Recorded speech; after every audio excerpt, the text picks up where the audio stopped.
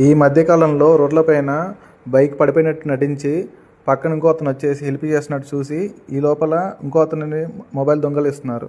మన రేపలలో అరవపల్లి రోడ్లో బైక్ మీద వచ్చి పడిపోయినట్టు నటించి మొబైల్ దొంగలించారు. రోడ్లపైన కొంచెం జాగ్రత్తగా ఉండండి.